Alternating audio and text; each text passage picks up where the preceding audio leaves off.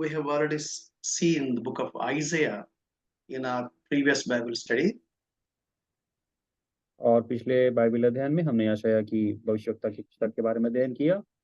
So far, we have studied Obadiah, Joel, Jonah, Amos, Hosea, and Isaiah. और इस प्रकार हम लोग शुरू से ओबेदा, योएल, योना, आमोस, होशिया और यशायाह की भविष्यवक्ता की किताब पढ़ चुके हैं। So today we will do a brief study on the book of Micah. आज हम लोग एक मीका की किताब के लिए एक संक्षिप्त अध्ययन करेंगे। The word Micah means who is like the Lord. और जो शब्द मीका होता है उसका मतलब है कि प्रभु के समान कौन है। He was from Moresheth, approximately 45 kilometers southwest of Jerusalem. और जो मीका नबी थे वो मोरेशेत नामक एक स्थान से पाए जाते हैं जो कि 45 किलोमीटर जो दक्षिणी पूर्व भाग है, दक्षिणी पश्चिम जो भाग है यरूशलेम का, वहां से 45 किलोमीटर दूर एक क्षेत्र मोरेशेत गांव से वो निवास करते हैं। Prophet Isaiah and Prophet Hosea were the contemporaries to this prophet Micah. और मीका नबी के जो समकालिक जो नबी थे वो जो उन्हीं के कार्यकाल में साथ में भविष्यवाणी कर रहे थे उसमें से एक है होशिया नबी जो उत्तरी राज्य में भविष्यवाणी कर रहे थे, और यशायाह नबी जो दक्षिणी राष्ट्र में भविष्यवाणी कर रहे थे। So Micah ministered during the reign of Jotham, Ahaz, and Hezekiah, Judah's kings. और मीका नबी की सेवकाई के समय में जो उस शासन काल में जो राजा हुआ करते थे उसमें थे योताम और आहाज और हिजकिय्याह। You know that Jotham was a very good king, but whereas Ahaz was wicked king, and Hezekiah was the best king. और हम जैसे पिछले दिनों राजाओं का अध्ययन किए उसमें से योताम एक अच्छे राजा थे, आहाज एक बहुत ही दुष्ट किस्म के राजा थे, और हिजकिय्याह बहुत ही ज्यादा अच्छे एक राजा थे।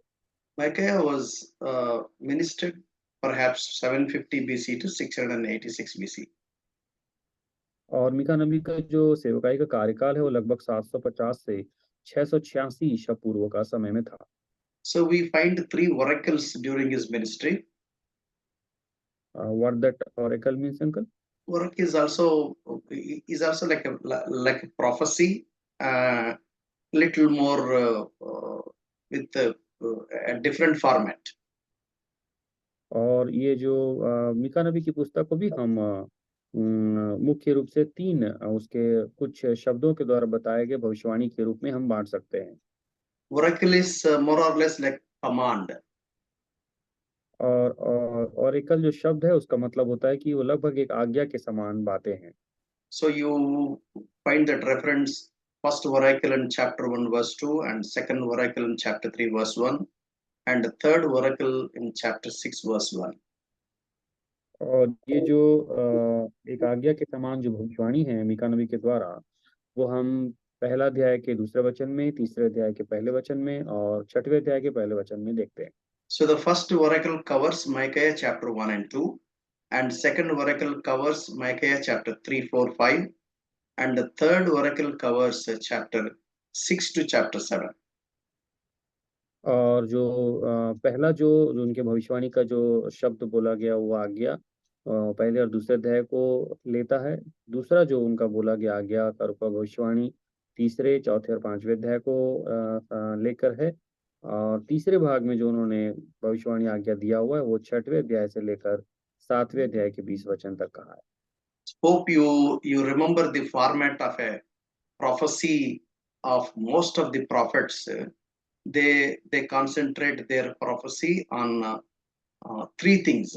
The first one is they talk about the sins of the people, and the second one they talk about the judgment which has to come upon them because of their sins, and third one a comfort, a better future if they obey.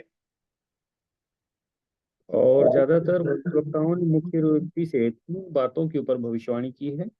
पहला है लोगों की पाप के ऊपर में, और दूसरा है इस पाप के परिणाम के ऊपर में जो न्याय आएगा उसकी भविष्यवाणी, और तीसरा जो उन्हें शांति मिलेगी या विश्राम परमेश्वर के उस उनके भविष्य में मिलने वाला है, उसके विषय में वो भविष्यवाणी करते हैं।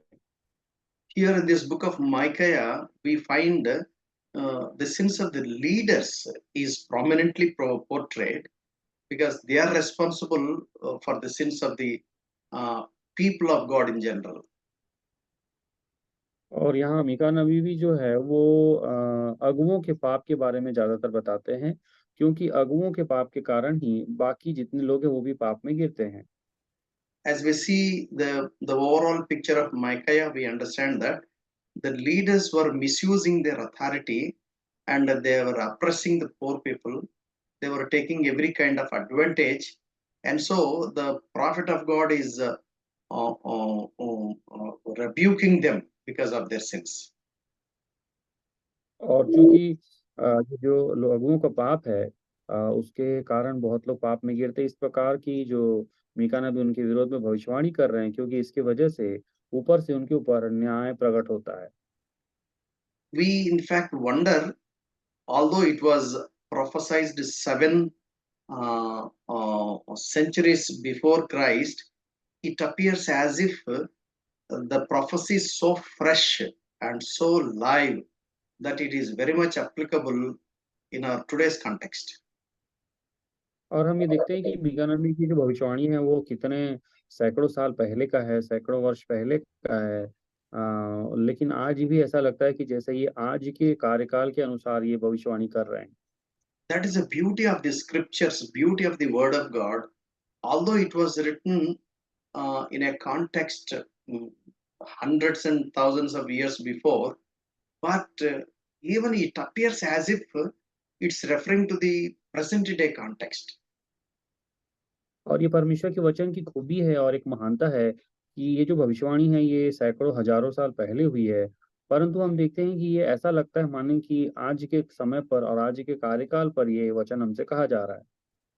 So this gives us a hint that the human nature is almost same from all these centuries. और ये बात है, अगर अगर इस वचनों से हमें इस बात को सीखने को मौका मिलता है कि मनुष्य शुरुआत से ही लगभग एक ही किस्म के स्वभाव रखता है और उसके अंदर में जो पाप का स्वभाव पाया जाता है, इसके लिए इसी कारण वो वचन आज भी हमसे वैसा ही बात करता है, ऐसा लग रहा है। We also know that God does not change. God is immutable. The characteristics of God is the same all through. और हम जानते हैं कि परमेश्वर का जो स्वभाव है वो अपरिवर्तनीय है, परमेश्वर कभी नहीं बदलता है। So for that reason, when we read, although it is history, the text of the scripture is so uh, speaks to us straight to our hearts and minds, and we need to definitely take it very serious.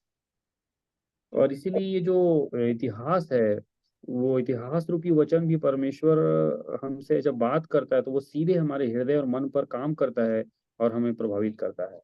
If you read any newspaper, hardly it can be live up to afternoon. The same newspaper we cannot read in the evening because we have evening edition, a latest news available in the market. और हम देखते हैं कि समाचार पत्र हम पढ़ते हैं, वो हम जो सुबह का समाचार पत्र को शाम को नहीं पढ़ते हैं, दूसरे दिन भी नहीं पढ़ते हैं क्योंकि वो पुराना हो जाता है और जो हम टीवी में भी समाचार देखते हैं, वो कई बार दोपहर को, सुबह को देखा वो पुराना हो जाता है और शाम को हमको एक नया समाचार देखना पड़ता है। When we see TV news, maybe you repeat every hour. We don't feel like seeing it all because we find the same repetition. We get bored. और और हम टीवी में भी जब कुछ कार्यक्रम देखते हैं या समाचार देखते हैं, तो हमको ऐसा लगता है कि ये बार-बार दोहराया जा रहा है और हम उसे देखकर बोर हो जाते हैं क्योंकि वो फिर से वही-वही हमारे सामने आता है। But whereas the text of the scripture, you read the same book of Micah second time or third time or fourth time, we never get bored. Every time we study afresh, we get some new insights because there is life in the Word of God, and there is amazing power in the Word of God. The power of the Scripture convicts us, and it really transforms us. और हम देखते हैं कि परमेश्वर के वचन को हम एक बार पढ़ें, 2 बार पढ़ें या 4 बार पढ़ें मीका नबी की किताब को, फिर भी हमें ये पुराना नहीं लगता, हमें बोरियत नहीं लगती, क्योंकि परमेश्वर का वचन हर बार हमारे लिए एक नया सामर्थ्य देता है, वो हमें कायल करता है और परमेश्वर का वचन हमें रूपांतरित करने की सामर्थ्य रखता है। I believe most almost all of you agree what I said. If there is any one of you who says, "No, brother, this word of God is getting bored. I really, I got sick of it." Maybe something is seriously wrong. You need to definitely consult, uh, mm, the counselors who can help you better. और मैं सोचता हूँ कि आप सबका भी विचार यही होगा। परंतु अगर आप में से कुछ लोग अगर बोलें कि नहीं ब्रदर, मेरा वचन पढ़ने से मेरा ध्यान भटक जाता है या मैं बोर हो जाता हूँ, उसको पढ़ने से मुझे बोरियत लगती है, तो मुझे लगता है कि आपको ज़रूर एक अच्छे काउंसलर की ज़रूरत है, जो आपको सलाह दे सके कि परमेश्वर का वचन कभी पुराना नहीं होता है। Brother Anil Khare himself is a doctor. He can tell better than me. Uh, and a healthy person must be hungry. If a person says that I am not hungry, that itself is a symptom of sickness. Isn't it right, brother? Yes uncle. और जैसे कि एक चिकित्सक होने के नाते मैं जानता हूँ कि जो स्वस्थ होते हैं उनकी भूख बहुत अच्छी होती है और जो बीमार व्यक्ति होते हैं वो कहते हैं कि हमें भोजन लेने का मन नहीं करता है। उसी प्रकार अगर हम आत्मिक रीति से स्वस्थ हैं तो ज़रूर हमें परमेश्वर का वचन बार-बार अध्ययन करने का मन ज़रूर करेगा। Exactly. A person who is born again will have hunger and thirst to know Christ, to know God, and he loves the scriptures. He can't begin the day, or he can't end the day without reading and studying and meditating the scripture. And scriptures becomes the utmost desire of any believer's agenda. और वास्तव में भी यूँ कि अगर हम नए जन्म पाए हुए विश्वासी हैं, तो हमेशा हमें वचन की भूख और प्यास होगी और परमेश्वर के वचन से हमें प्रेम हो जाएगा। और जितने भी बार हम परमेश्वर के वचन को मनन करेंगे, हम आशीषित हो जाएँगे और वचन की जो लिखी हुई इच्छा है परमेश्वर की, उसे जानने में हम बहुत ही आशीषित होंगे। So Micah chapter 1 and 2 covers first oracle. और जो मीका नबी की पुस्तक पहला और 2 अध्याय है, वो आकाशवाणी को मतलब बताता है। It talks about the sins of the people. और ये जो पहला और दूसरे अध्याय की जो आकाशवाणी है, वो लोगों के पाप के बारे में विचार को प्रकट करता है। In the second oracle, chapter 3, we find the rebuke of the sins of the leaders. और जो दूसरी आकाशवाणी में जो जो मीका नबी का जो तीसरा अध्याय है, उसमें जो अगुवे होते हैं, उनके नेतृत्व करने वाले उन अगुवों के पाप के बारे में उन्हें डाँटा गया है। In the second oracle, chapter 4 and 5, we find the judgment because of the sins committed by them, and also a ray of hope of redemption. और दूसरी आकाशवाणी में जो मीका नबी के चौथे 5वें अध्याय में लिखा है, उसमें इन अगुवों के बारे में, न्याय के बारे में लिखा है और साथ ही उनके छुटकारे के बारे में एक शांति का वचन भी हमें देखने को मिलता है। In the third oracle, we find chapter 6 to chapter 7, verse 10, we find the future restoration. और तीसरी आकाशवाणी में हम मीका नबी का 6वें अध्याय से लेकर 7वें अध्याय के 10वें वचन तक भविष्य में जो पुनर्स्थापना होने वाली है, उसे हम देखते हैं। In the last portion of third oracle, chapter 7, verses 11 to end, we find the amazing picture of God, how he forgives, how kind and merciful is our God is. और तीसरे आकाशवाणी को जो भाग है उसमें उसके 7वें अध्याय के 11वें वचन से लेकर 7वें अध्याय के अंतिम वचन तक हम परमेश्वर की जो महान स्वभाव है, क्षमा करने वाली उस स्वभाव के बारे में हम देखते हैं। So, the central theme, we understand that the summary of this book of Micaiah says three things: do justice, love kindness, walk humbly with your God. और मीका नबी का जो जो पुस्तक का मुख्य जो कीवर्ड्स है, जो मुख्य जो केंद्रीय एक विचार को बताने वाला जो बिंदु है, जो वचन है, वो मीका नबी 6 का 8 है, जिसमें मुख्य 3 बातें लिखी है कि तू न्याय से काम कर। दूसरा, कि तू दया से प्रीति रख, और तीसरा कि तू नम्रता के साथ परमेश्वर के संग चल। In the book of Exodus and Exodus 20 and Deuteronomy chapter 5, we find 10 commandments through Moses. और जैसा कि हमको मालूम है कि मूसा के द्वारा दी गई जो 10 आज्ञाएं हैं, वो निर्गमन की किताब 20 अध्याय और व्यवस्था विवरण की किताब 5 अध्याय में पाया जाता है। Prophet Isaiah brought it to number 6 from 10 to 6, but whereas Micah will bring further down to 3. और हम देखते हैं कि यशायाह नबी ने उन 10 आज्ञाओं को 6 आज्ञा के रूप में रूपांतरित किया, परंतु मीका नबी ने उन्हीं 10 आज्ञाओं को और कम करके 3 आज्ञाओं में उसे पूरा करने की कोशिश की। In the Gospels, it is further brought down to 2. और सुसमाचार की किताब में फिर से हम देखते हैं कि ये 10 आज्ञा जो है वो 2 मुख्य आज्ञाओं में बदल गई है। Love God, and number 2, love your neighbor. और नए नियम में देखते हैं जो मुख्य आज्ञा है, जो तू परमेश्वर से प्रेम कर, और दूसरा अपने पड़ोसी से अपने समान प्रेम कर। Sometimes we need to remember the central truth or the total summary of a book because that gives us the real thrust of the message.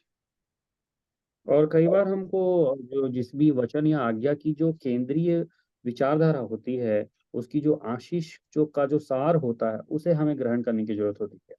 If you ask what is the summary of book of Micaiah, we can say that do justice, love kindness, walk humbly with your God. Micaiah chapter 6 and verse 8. अगर हमसे कोई पूछे कि मीका नबी के जो भविष्यवाणी की पुस्तक का सार क्या है, तो मीका नबी की किताब अध्याय 6 के 8 को हम उसे बता सकते हैं कि तू न्याय से काम कर, कृपा से प्रीति रख, और अपने परमेश्वर के संग नम्रता से चल।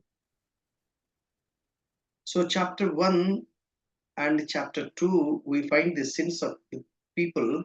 It appears as if it's a court sin.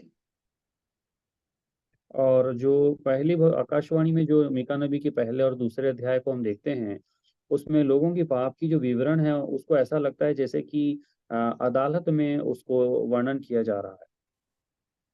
So, chapter 1 and verse 5, there the sins of the people is focused about this rebellion.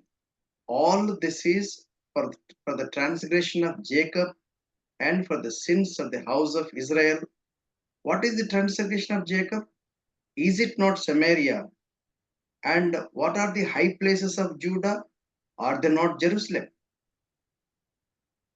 और जो पहला अध्याय के 5वें वचन में है, इसमें हम यहाँ पर परमेश्वर के विरोध में किए गए अपराध के बारे में हम देखते हैं इस्राएलियों के।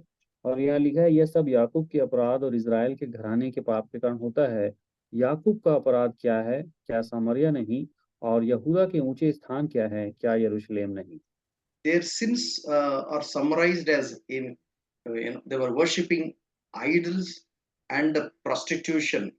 Verse 7, all her carved images shall be beaten to pieces, and all her pay as a harlot shall be burned with the fire. All her idols I will lay desolate, for she gathered it from the pay of a harlot, and they shall return to the pay of a harlot. और इनके लोगों की मूर्ति पूजा और व्यभिचार का पाप बताया गया है। जैसा कि 6 वचन में लिखा है, 7 वचन में लिखा हुआ है, उनकी सब खुदी हुई मूर्तें टुकड़े टुकड़े की जाएंगी, और जो कुछ उसने छिनाला करके कमाया है वह आग से भस्म किया जाएगा, और उसकी सब प्रतिमाओं को मैं चकनाचूर करूंगा, क्योंकि छिनाले ही की कमाई से उसने उनका संचय किया है, और वह फिर छिनाले की सी कमाई हो जाएगी। In the chapter 2, verse 1, we see how much evil and wicked people they are. Chapter 2 and verse 1, woe to those who devise iniquity and work out evil on their beds. At morning light they practice it, because it is in the power of their hand. और दूसरे अध्याय के पहले वचन में इनकी भयानक पापों के बारे में वर्णन किया गया है कि ये किस प्रकार अधिक पाप करते थे। हाय उन पर जो बिछौने पर पड़े हुए बुराइयों की कल्पना करते और दुष्ट कर्म की इच्छा करते हैं, और बलवंत होने के कारण भोर को दिन निकलते ही वे उसको पूरा करते हैं। And chapter 2 and verse 8, uh, lately my people have risen up as an enemy. You pull off the robe with the garment from those who trust you as they pass by, like men returned from war. और जैसा कि दूसरे अध्याय के 8 वचन में लिखा हुआ है, परंतु कल की बात है कि मेरी प्रजा शत्रु बनकर मेरे विरुद्ध उठी है। तुम शांत और भोले-भाले राहियों के तन पर से चादर छीन लेते हो, जो लड़ाई का विचार न करके निधड़क चले जाते हैं। So there is a warlike situation, although there is no enmity. और यहाँ पे लिखा है कि इनके बीच में कोई शत्रुता नहीं है, फिर भी एक युद्ध की स्थिति यहाँ पर बन जा रही है।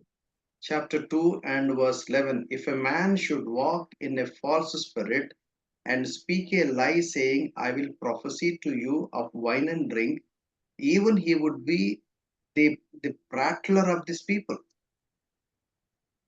और 11 वचन में इस प्रकार लिखा है 2 अध्याय के, यदि कोई झूठी आत्मा में चलता हुआ झूठी और व्यर्थ बातें कहे और कहे कि मैं तुम्हें नित्य दाखमधु और मदिरा के लिए प्रचार सुनाता रहूंगा, तो वही इन लोगों की भविष्यवक्ता ठहरेगा। That means they are the false prophets. और यहाँ पर वो झूठे भविष्यवक्ताओं के बारे में बताते हैं। So, chapter 6, verse 11, we find what kind of balances they use. The dishonest balance at chapter 6 and verse 11. Shall I count pure those with the wicked scales and with the bag of deceitful weights? और यहाँ पे 6वें अध्याय के 11वें वचन में जैसे कि लिखा है कि कपट का एक तराजू जो है, जो सही न्याय नहीं करता है, इस प्रकार के तराजू का के बारे में बताया गया है। यहाँ लिखा है, क्या मैं कपट का तराजू और घट बढ़ के बटखरों की थैली लेकर पवित्र ठहर सकता हूँ? And chapter 6, verse 12. For her rich men are full of violence, her inhabitants have spoken lies, and their tongue is deceitful in their mouth. और जैसा कि 6 अध्याय के 12 में लिखा है, यहाँ के धनवान लोग उपद्रव का काम देखा करते हैं और यहाँ के सब रहने वाले झूठ बोलते हैं और उनके मुंह से छल की बातें निकलती है।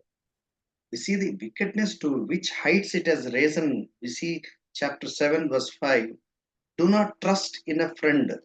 Do not put your confidence in a companion. Guard the doors of your mouth from her who lies in your bosom.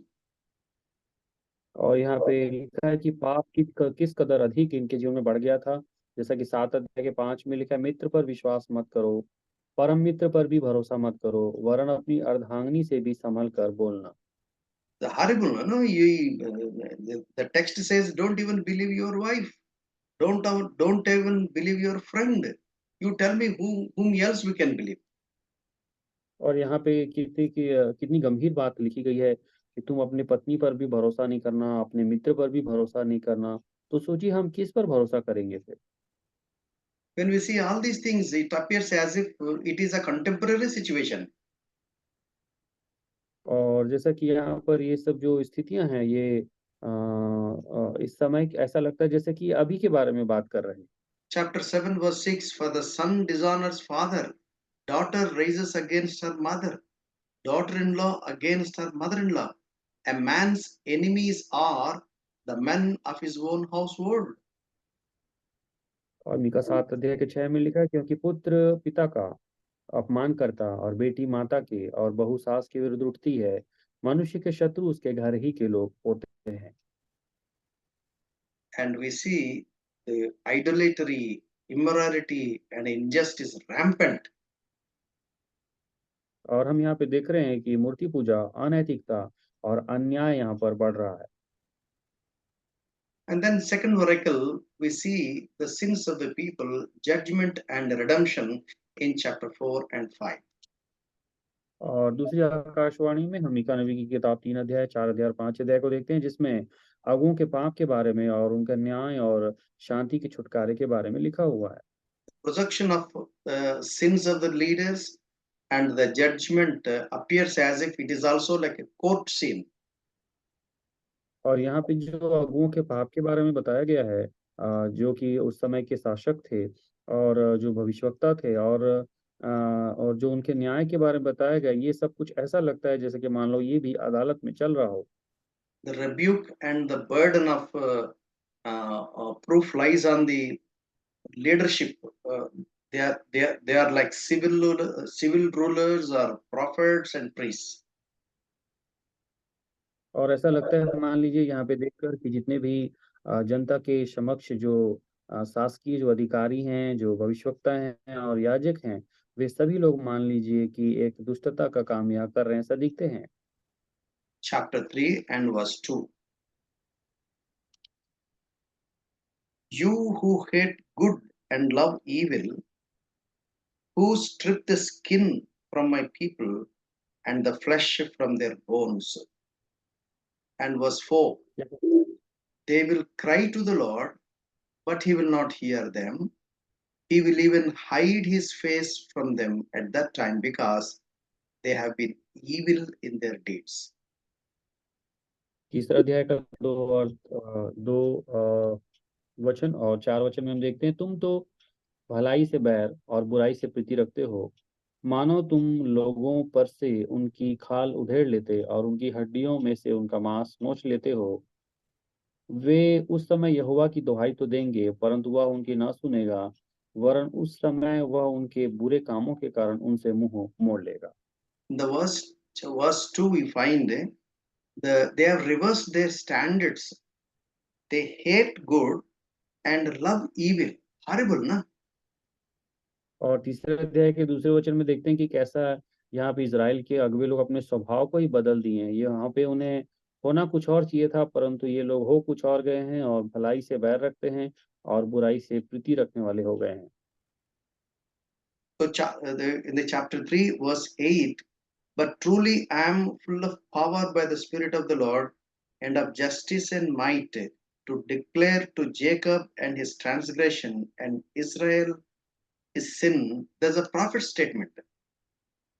और तीसरे अध्याय के 8वें वचन में भविष्यवक्ता बताते हैं, परंतु मैं तो यहोवा की आत्मा की से शक्ति और न्याय और पराक्रम पाकर परिपूर्ण हूँ कि मैं याकूब को उसका अपराध और इज़राइल को उसका पाप जता सकूं।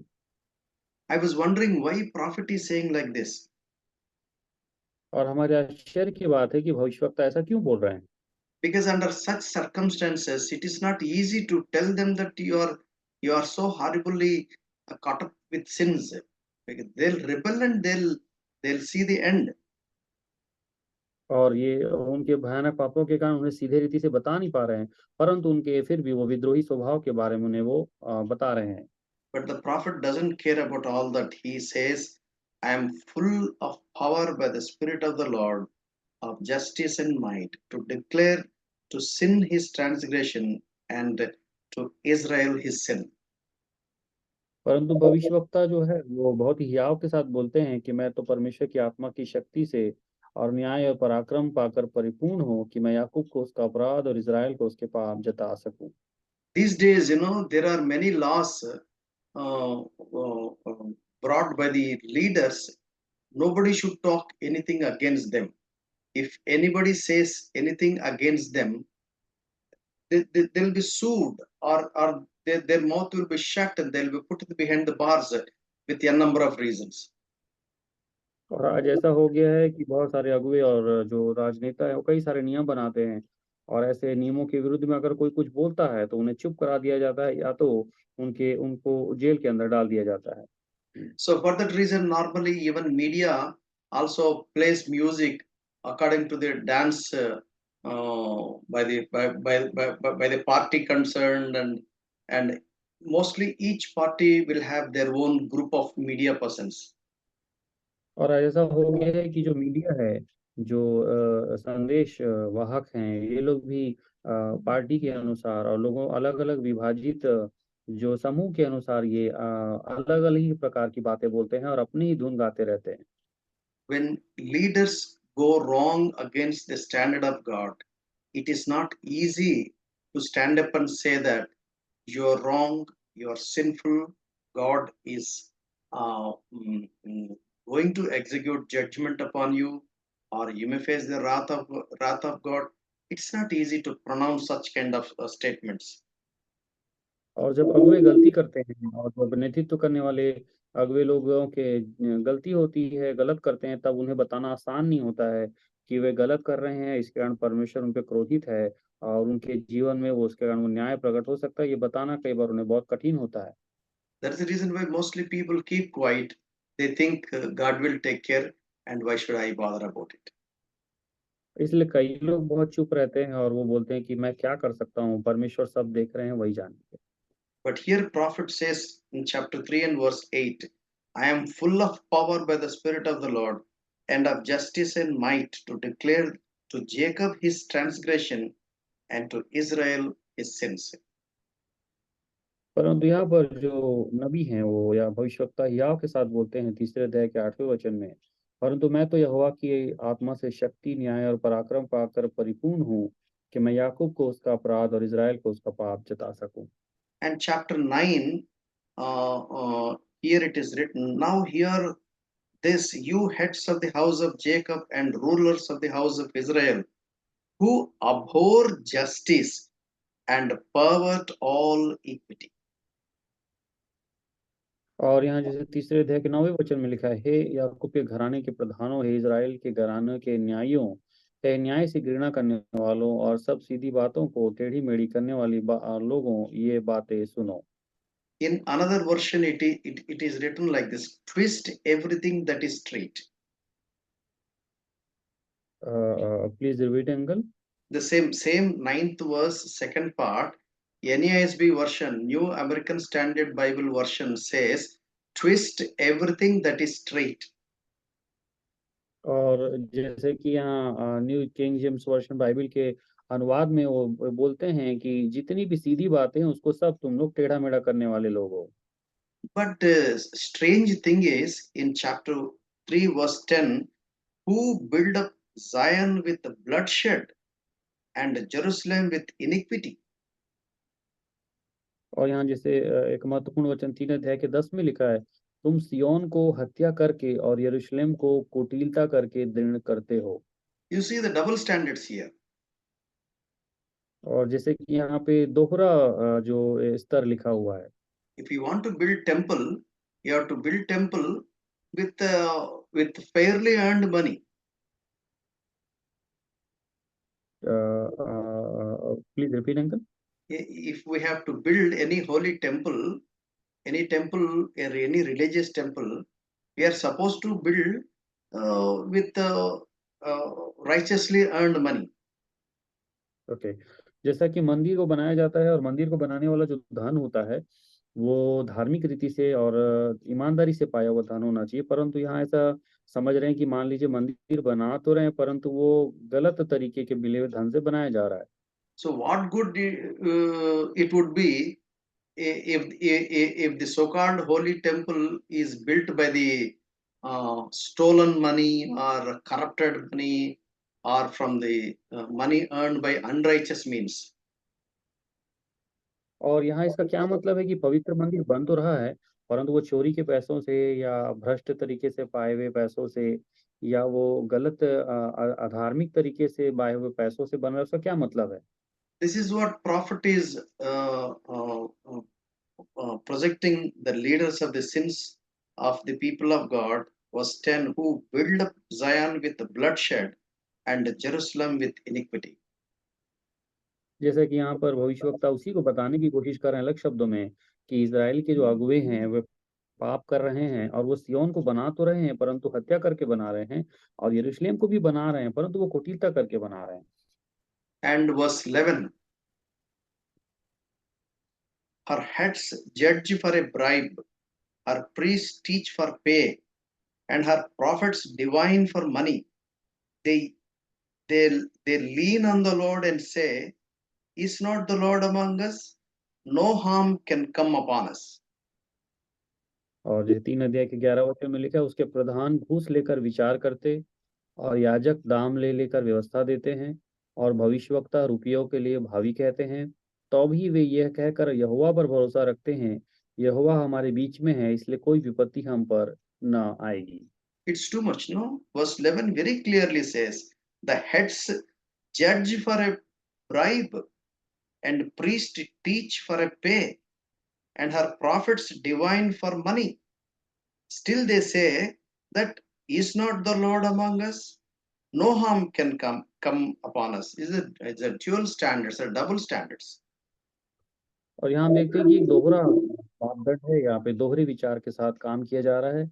एक तो प्रधान घूस लेकर विचार कर रहे हैं, याजक जो है दाम में लेके व्यवस्था कर दे रहे हैं, व्यवस्था भविष्यवक्ता रुपया लेकर भविष्यवाणी कर रहे हैं, और फिर भी वो परमेश्वर पे भरोसा करके बोल रहे हैं कि परमेश्वर हमारे बीच में है और कोई विपत्ति हम पे नहीं आएगी।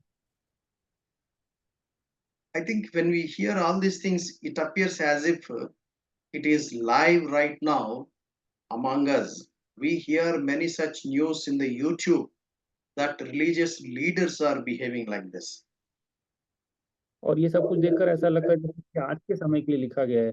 अगर हम यूट्यूब खोल के देखें तो कई अगुओं के लिए इस प्रकार की चीजें हम देखने को हमें मिल जाएगी। Micah chapter 6 and verse 16. For the statues of Omri are kept, all the works of Ahab's house are done.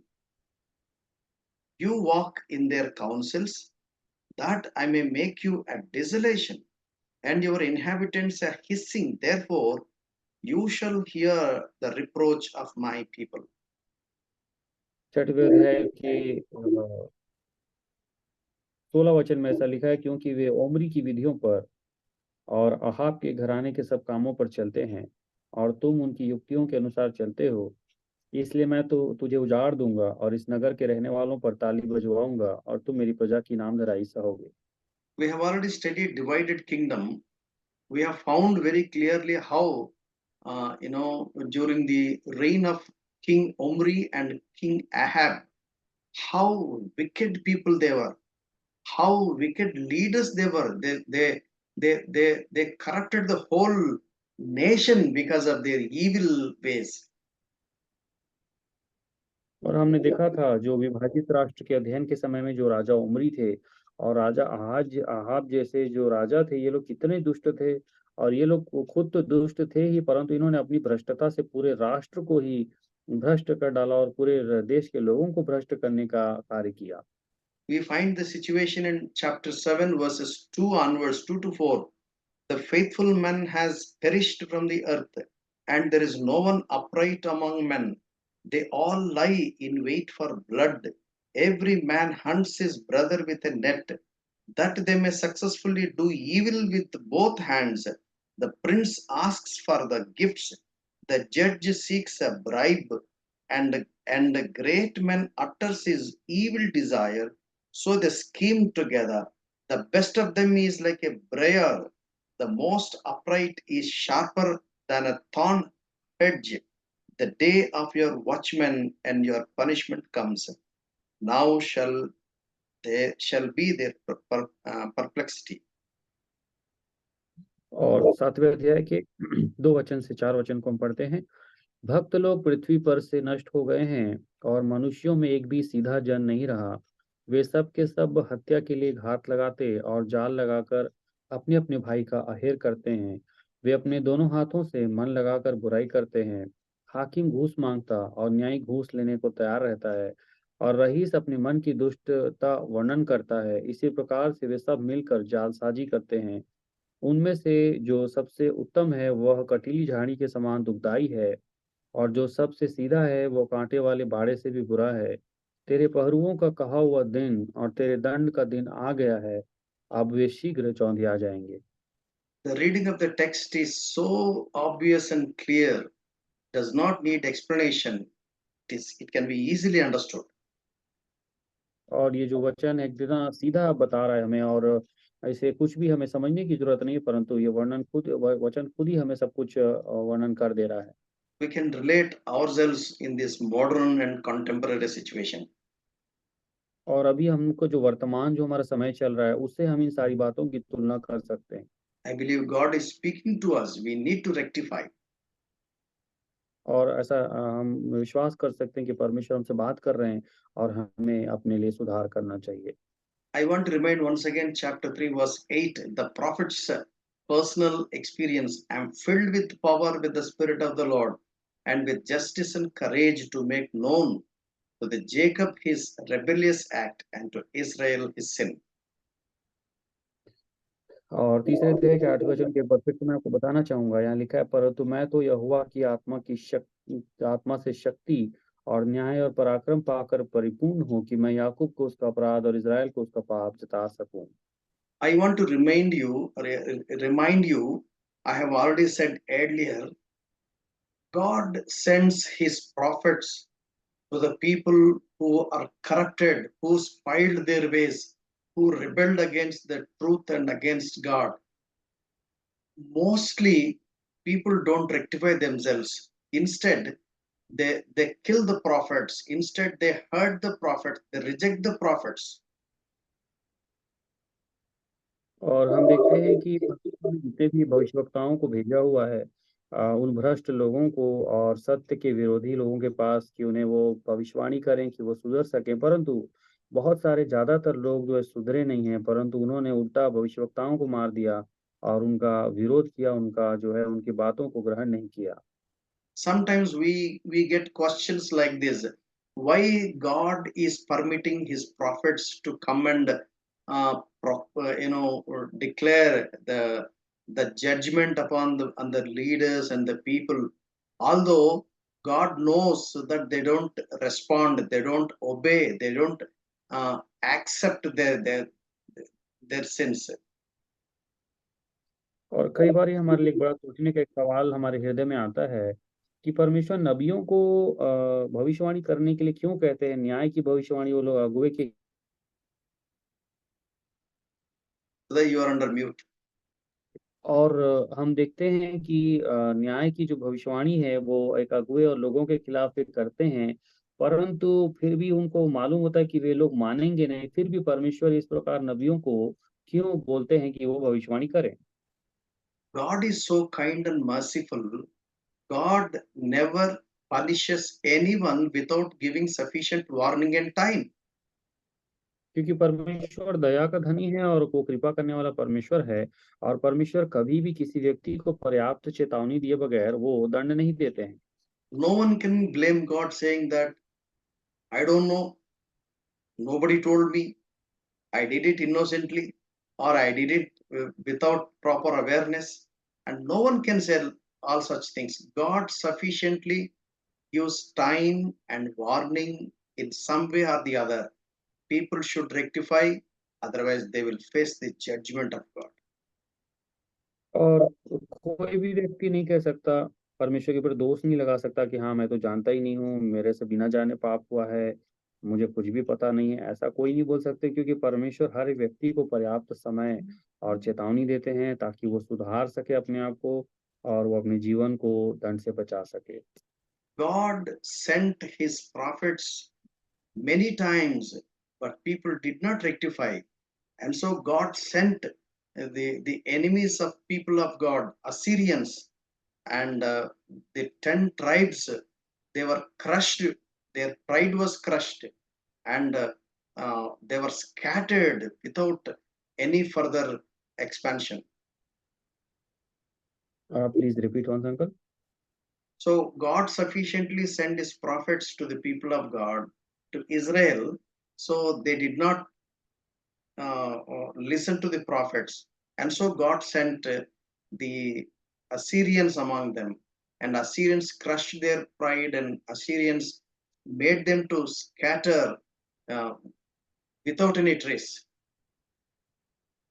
और हम देखते हैं कि जब अनबन की बातें इज़राइलियों ने नहीं सुनी, तो परमेश्वर ने अश्शूरियन को शत्रुओं के रूप में भेजा और जितने भी अश्शूरियन थे, उन्होंने इज़राइलियों के घमंड को कुचल दिया और उनको बिखेर दिया।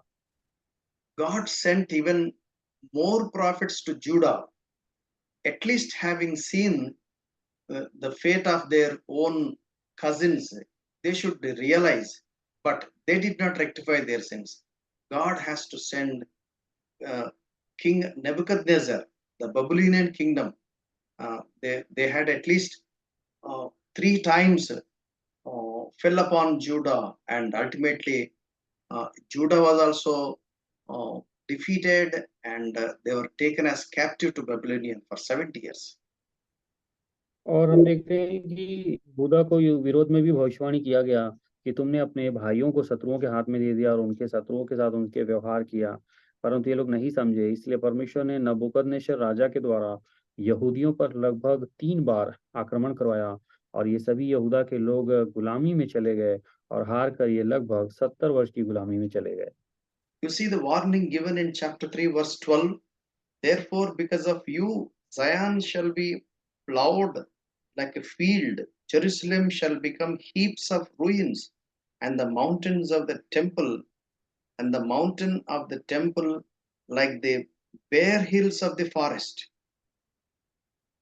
और जैसा कि मीका 3 के 12 में लिखा है, इसलिए तुम्हारे कारण सिय्योन जोतकर खेत बनाया जाएगा और यरूशलेम खंडहरों का ढेर हो जाएगा, और जिस पर्वत पर भवन बना है वह वन के ऊंचे स्थान सा हो जाएगा।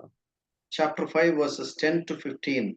And it shall be in that day, says the Lord, that I will cut off your horses from your midst and destroy your chariots.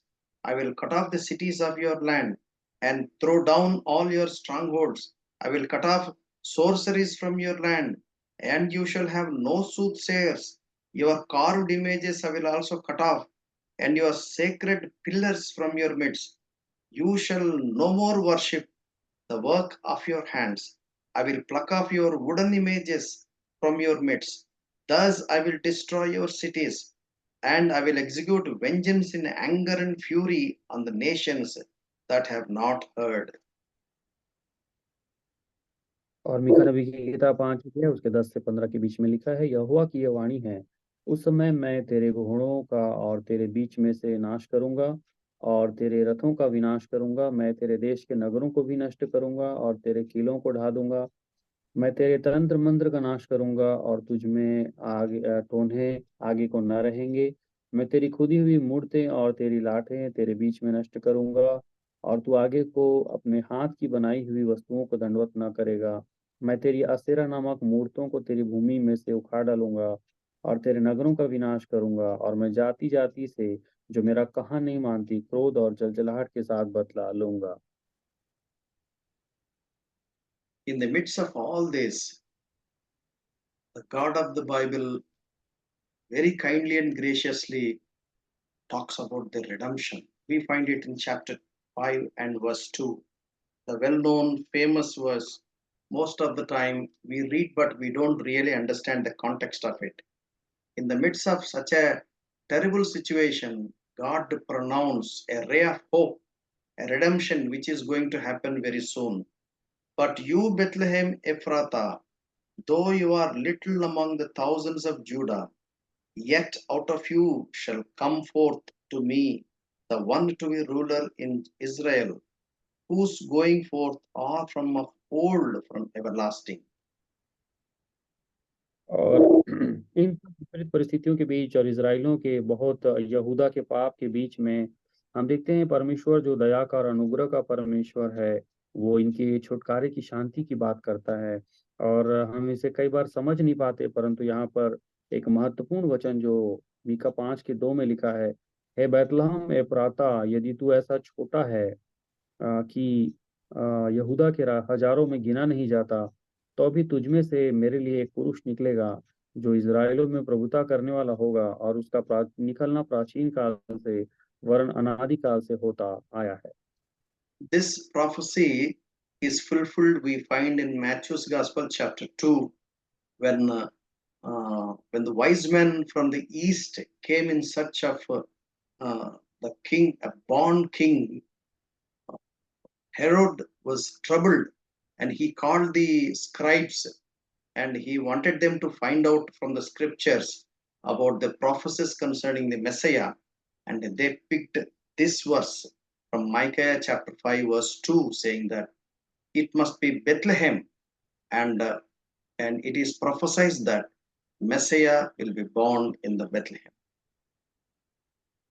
और हम देखते हैं मत्ती 2 अध्याय में जैसा लिखा हुआ है कि जो ज्ञानी लोग, ज्योतिषी लोग पूर्व से आए थे यरूशलेम के बैतलहम में, वो एक मसीहा का भविष्यवाणी कर रहे थे। उसके तारे को उन्होंने पूरब में देखा, तो इस प्रकार वो बोल रहे थे, और इस कारण वहाँ हेरोद और पूरा यरूशलेम इसके लिए घबरा गया था।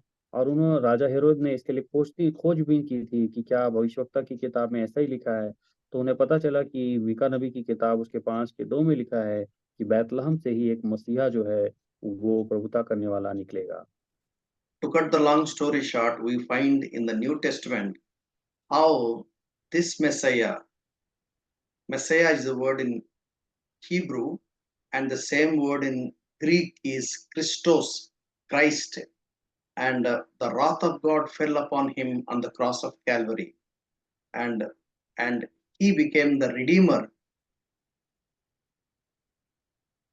और हम नए नियम में देखते हैं कि मसीहा का जो इब्रानी भाषा में मसीहा लिखा हुआ है, परंतु उसका ग्रीक जो यूनानी भाषा में उसका अर्थ क्राइस्ट लिखा हुआ है। अर्थात ये जो क्रिस्टोस लिखा हुआ है, इसका मतलब है कि इन मनुष्यों के पापों के कारण जो इनका मसीहा है वो क्रूस पर चढ़ाया जाएगा। The wrath of God, which should fall upon us, fell upon Jesus Christ on the cross of Calvary, and he bore the punishment for all the sins, and he died on our behalf, and he rose again victoriously on the third day, and he became the redeemer, those who believe in him. और हम देखते हैं कि परमेश्वर का क्रोध से यहाँ प्रकट हुआ और उसे बचाने के लिए मसीहा जो है वो कलवरी क्रूस पर बलिदान हुआ। हम सभी के पापों के बदले वो मर गया और मुर्दों में से विजयी रूप से तीसरे दिन जी उठा और हमारे छुटकारे के लिए उन्होंने कीमत चुकाई है और हम छुटकारा पाते हैं यदि हम उस पर विश्वास करते हैं तो। And we find the future prophecies which are to be fulfilled in chapter 4 and verse 2 because of the Redeemer, the Lord Jesus Christ. Many nations shall come and say, come and let us go up to the mountain of the Lord, to the house of God of Jacob. He will teach us his ways, and we will walk in his paths. For out of Zion the law shall go forth, and the word of the Lord from Jerusalem. और यहाँ पर जो भविष्य के लिए जो भविष्यवाणी की गई है उसको हम देखते हैं यीशु मसीह के कारण वो पूरा होगा। इस प्रकार की बातें यहाँ लिखी गई है जो मीका की किताब 4:2 में लिखा है। और बहुत सी जातियों के लोग जाएंगे और आपस में कहेंगे, आओ हम यहोवा के पर्वत पर चढ़कर याकूब के परमेश्वर के भवन में जाएं, और तब वह हमको अपने मार्ग सिखाएगा और हम उसके पथों पर चलेंगे, क्योंकि यहोवा की व्यवस्था सिय्योन से और उसका वचन यरूशलेम से निकलेगा। And chapter 4, verse 5, for all people walk each in the name of his God, but we will walk in the name of the Lord our God forever and ever. और जैसे मीका के 4:5 में लिखा है, सब राज्यों के लोग तो अपने अपने देवता का नाम लेकर चलते हैं, परंतु हम लोग अपने परमेश्वर यहोवा का नाम लेकर सदा सर्वदा चलते रहेंगे। And there are many such verses in the later verses. और ऐसे ही बाकी आगे के कई वचनों में भी लिखा हुआ है। And in the third oracle, prophet is talking about the future restoration. And during that episode, he talks about the history in chapter 6, verses 1 to 5. और तीसरे आकाशवाणी में हम देखते हैं कि भविष्यवक्ता जो है भविष्य में होने वाली जो समाधान है या पुनर्स्थापना के बारे में बताते हैं, और साथ ही वो 6वें अध्याय के 1 से लेकर 5 तक वो इतिहास के बारे में भी बताते हैं। How the people of God were, were delivered from the Pharaoh and his slavery, and how Moses and Aaron led them all through. And at the end of this Moses ministry, how Balaam and Beor, they came in the picture, and how Joshua took over and they crossed Jordan River, and what happened at Gilgal.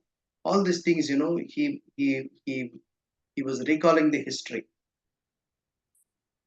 और यहाँ पे भविष्यवक्ता जो है इतिहास बताता है कि किस प्रकार इस्राएली लोगों को मिस्र की भूमि से गुलामी से आज़ाद करके वहां से निकाला गया था, और किस प्रकार मूसा और हारून उनकी अगुवाई किए थे, और किस प्रकार जो बालाम है जो बोर का पुत्र है वहां पर उनके विषय में उत्तर दिया था, और किस प्रकार जो यहोशू है उन्होंने यरदन नदी को पार करके सित्तीम से किस प्रकार गिलगाल को गए थे। ये सारी बातें इतिहास को यहाँ पर नबी बताते हैं। And how God is going to restore the people of God, we find it in couple of verses here and there are different schools of thought about it. और परमेश्वर किस प्रकार भविष्य में पुनर्स्थापना लोगों की करेंगे, इसके अनंत काल के लिए वो किस प्रकार लोगों के लिए काम करेंगे, इसके बारे में कुछ-कुछ वचन यहाँ और वहाँ लिखा हुआ है, उसे हम देख सकते हैं। Few scholars say that it will happen in the time period of millennium, and few scholars differ from this point of view, but they say that this is something pertains to the eternity. और कुछ लोग कहते हैं कि ये जो बातें घटेंगी भविष्यवाणी की भविष्यवक्ता, ये सब अंतिम समय में होगा, जबकि अ, जब उम, या तो अनंत काल के समय पर होगा या तो फिर ये कठिन काल के समय पर होगा। So texts are not very clear. We cannot judge saying that either in millennium or in eternity, but ultimately it is going to happen in future. और ये भविष्यवक्ता ये तो नहीं बता पा रहे हैं कि ये कब होगा, अनंत काल में होगा या उससे पहले कठिन समयों पर अंतिम दिनों में होगा, परंतु ये बता रहे हैं कि ये भविष्य में पूरा होगा। It is because we don't have proper uh, grip in the language of Hebrew and Greek. For that reason, it is difficult to find out the etymology or the deeper meaning behind the word. और चूंकि हमारे पास इब्रानी और यूनानी भाषा के समान गहरा व्याकरण नहीं है, और इसलिए उसके अर्थ को निकालने के लिए उसके वर्णन को समझने के भेद को समझने के हमारे पास पर्याप्त अनुवाद नहीं है उसका। So God only knows better. So when we don't have clear concepts in the scripture or clear explanation in the scriptures, we should not jump to conclusion either this way or that way. We better wait upon the Lord and let Him do what His program or His will runs. और परमेश्वर सब कुछ जानते हैं और वो जानते हैं कि आगे क्या होने वाला है, इसलिए हम अधूरी जानकारी के कारण या हम जब बातें पूरी नहीं समझे हैं तो हम किसी नतीजे पर नहीं पहुंचना है, परंतु हम परमेश्वर के हाथों में देना है कि वो अपने कार्यों को पूरा करे सही समय पर, और हम उसकी ओर देखते रहें कि वो किस प्रकार अपनी योजनाओं को पूरी करते हैं। Chapter 2, verse 12. I will surely assemble all of you, O Jacob. I will surely gather the remnant of Israel. I will put them together like a sheep of the fold, like a flock in the midst of their pasture. They shall make a loud noise because of so many people. और यहाँ मीका 2 के 12 में जैसे लिखा है, याकूब, मैं निश्चय तुम सबों को इकट्ठा करूंगा, मैं इज़राइल के बचे हुओं को निश्चय इकट्ठा करूंगा, और बोस्त्रा की भेड़ बकरियों के समान एक संग रखूंगा, और उस झुंड के समान जो अच्छी चराई में हो, वे मनुष्यों की बहुतायत के मारे कोलाहल मचाएंगे। So there are, as I told you, there are two different schools of thought. Few scholars say all ethnic Israel, and the other group say those who believe in Jesus Christ, they are remnant, not all, but the gospel is same, gospel does not change. That's the other group say. और यहाँ पे 2 प्रकार के विचारों को लेकर लोग आते हैं। एक लोग इज़राइलियों के बारे में ये सब बातें पूरी होंगी बोलते हैं, और बाकी लोग जिन्होंने नए नियम में सुसमाचार सुन के प्रभु यीशु मसीह पर विश्वास किया, उनके लिए होगा। ऐसा करके 2 अलग-अलग विचारों के बारे में लोग बताते हैं। So I believe strongly that there is only one gospel which is for all, in Jesus Christ, by grace, through faith. और हम जो जानते हैं वो कि एक ही सुसमाचार है जो यीशु मसीह में है, यीशु मसीह के अनुग्रह के कारण है और हमें विश्वास के द्वारा मिलता है। Salvation is only in the name of Jesus Christ, only by faith, and only by grace, not by works. और जैसा कि हमें मालूम है कि उद्धार केवल यीशु मसीह में है, और वो केवल विश्वास के द्वारा और अनुग्रह के द्वारा मिलता है। So, chapter 7 and verse 18, we see the God of the Bible is portrayed in such an amazing way. it really thrills us and drives us to worship the Lord and praise God. Chapter 7 and verse 18. Who is a God like you, pardoning iniquity and passing over the transgression of the remnant of his heritage? He does not retain his anger forever because he delights in mercy. और जैसे कि एक महत्वपूर्ण वचन मिलता है मीका 7 के 18 में, तेरे समान परमेश्वर कहाँ है जो अधर्म को क्षमा करे और अपने निज भाग के बचे हुओं के अपराध को ढाँप दे, और वह अपने क्रोध को सदा बनाए नहीं रहता, क्योंकि वह करुणा से प्रीति रखता है। And verse 19. He will again have compassion on us and will subdue our iniquities. He will cast all our sins into the depths of the sea. और जैसा कि 19 वचन में लिखा है, फिर हम पर दया करेगा और हमारे अधर्म के कामों को लताड़ डालेगा, तो उनके सब पापों को गहरे समुद्र में डाल देगा। It is because the Lord Jesus Christ died on the cross of Calvary on our behalf, who paid the penalty of the sins that should come upon us. And because the wrath of God was sustained by Jesus Christ, and we are able to enjoy the mercy and grace. और ये जो वचन ऐसा क्यों लिखा हुआ है कि वो पापों को गहरे समुद्र में डाल देगा, ये यीशु मसीह के कारण है, जो कलवरी के क्रूस पर हमारे पापों के बदले कीमत चुकाएंगे और हमारे पापों के लिए वो मरेंगे और हमें छुटकारा देंगे और हमें यीशु मसीह के कारण शांति मिलेगी, क्षमा मिलेगा। ये परमेश्वर का दया और अनुग्रह है। So the message is very simple. If we accept what Jesus Christ did on the cross of Calvary as a redeemer, we will be saved and we can sing song of redemption. Or else, if we don't believe that Jesus as a redeemer, we have to pay punishment. We have to face the wrath of God. और ये बात बिल्कुल संदेश है कि अगर हम यीशु मसीह को ग्रहण करते हैं, तो हमें अपने पापों की क्षमा मिलती है, उद्धार मिलता है और हम छुटकारे का गीत गा सकते हैं। और अगर हमने यीशु मसीह को ग्रहण नहीं किया, तो हमारे पापों के कारण हमें दंड मिल सकता है। Here, the prophets talks of strange things in chapter 6 and verse 6. With what shall I come to the Lord and bow myself before the God of on high? Shall I come to him with burnt offerings, with yearning calves? और यहाँ पर भविष्यवक्ता एक अद्भुत बात बोलते हैं, जो कि मीका 6 के 6 में लिखा है, मैं क्या लेकर यहोवा के सम्मुख आऊँ और ऊपर रहने वाले परमेश्वर के सामने झुकूँ? क्या मैं होम बलि के लिए 1-1 वर्ष के बछड़े लेकर उसके सम्मुख आऊँ? And verse 7. Does the Lord take pleasure in thousands of rams, in 10,000 rivers of oil? Shall I give him my firstborn for my wrongdoings, the fruit of my body for the sin of my soul?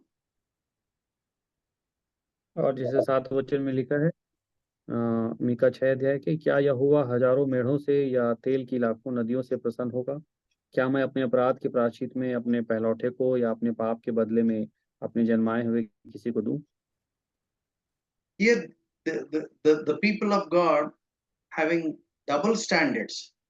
The one side, they were fully engrossed in their sins and trespasses. The other side, they wanted to be religious and somehow try to please the Lord. God says it won't work. और यहाँ दोहरी मानसिकता से लेकर लोग बैठे हुए हैं, दोहरापन का व्यवहार कर रहे हैं। एक तरफ तो वे परमेश्वर की दृष्टि में अपराधी हैं और दूसरी तरफ वो अपने आप को बहुत धार्मिक जताने की भी कोशिश कर रहे हैं। Here, you see, shall I come to him with burnt offerings, with yearning calves? और यहाँ पे वो बोल रहे हैं कि क्या मैं परमेश्वर के सम्मुख 1 वर्ष के बछड़े को होमबलि के लिए लेकर आऊँ? If your hands are spoiled, if your hands are dirty with sins, so such sacrifices or offerings have no value before God.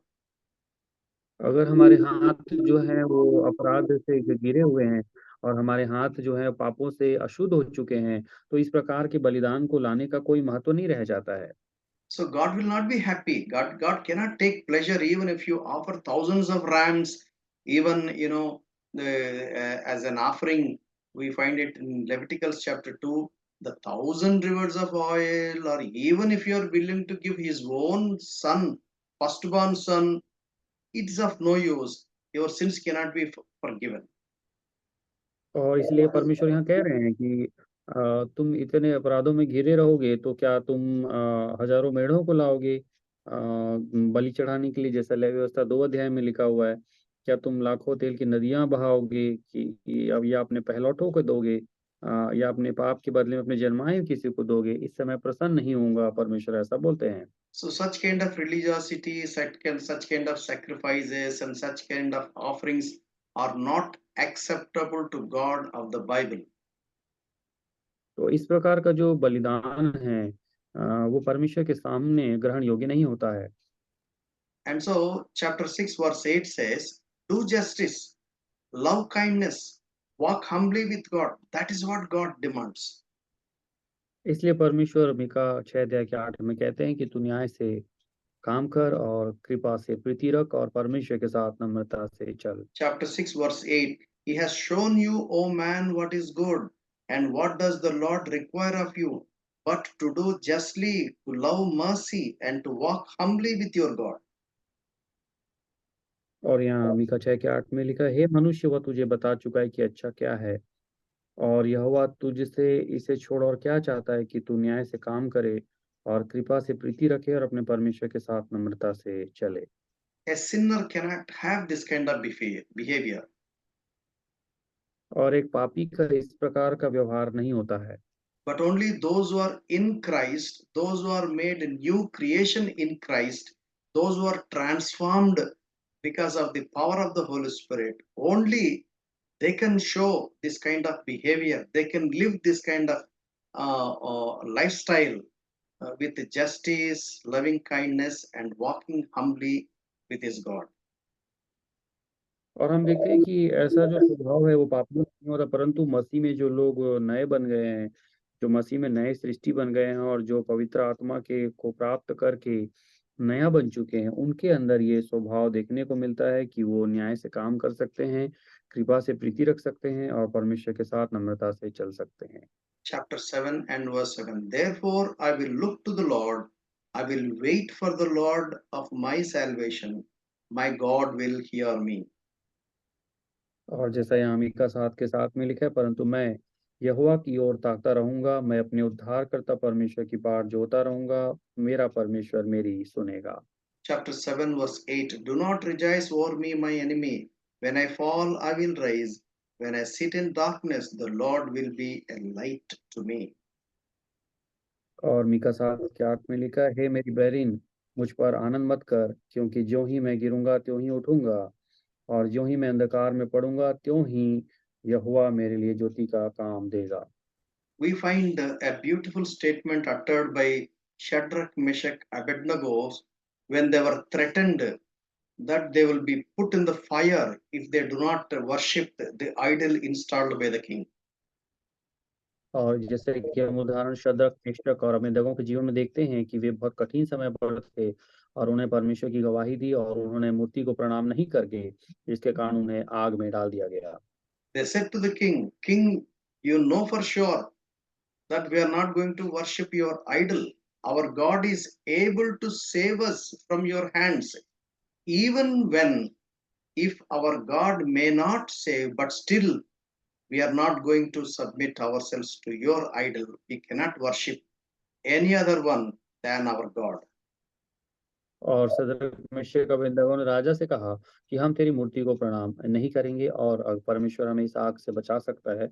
परमेश्वर अगर हमें इस आग से नहीं भी बचाएगा तो भी हम आपकी मूर्ति को प्रणाम नहीं करेंगे, परमेश्वर की आज्ञा नहीं तोड़ेंगे, ऐसा शद्रक, मेशक, अबेदनगो ने कहा। In the same way, God saves his servants from calamities or from the atrocities or from the persecution or from the opposition faced by their enemies. तो इसी प्रकार हम देखते हैं कि परमेश्वर हमेशा अपने लोगों को विरोधियों से और हर प्रकार की विपरीत परिस्थितियों से और सताव से परिस्थितियों से वो बचा रखने की सामर्थ रखते हैं। Sometimes God may not save his servants, but God will give grace to face all such opposition. और कई बार परमेश्वर इन सब परिस्थितियों से अपने सेवकों को बचाते नहीं हैं, परंतु उन्हें अनुग्रह देते हैं कि वो इन सब का सामना कर सकें। Under such circumstances, the prophet says, "Do not rejoice over me, enemy of mine. Though I fall, I will rise. Though I live in darkness, the Lord is a light for me." और यहाँ भविष्यवक्ता कह रहे हैं मीका 7:8 में कि हे मेरी Bahrain मुझ पर आनंद मत कर, क्योंकि ज्यों ही मैं गिरूँगा त्यों ही उठूँगा, और ज्यों ही मैं अंधकार में पड़ूँगा त्यों ही यहोवा मेरे लिए ज्योति का काम देगा।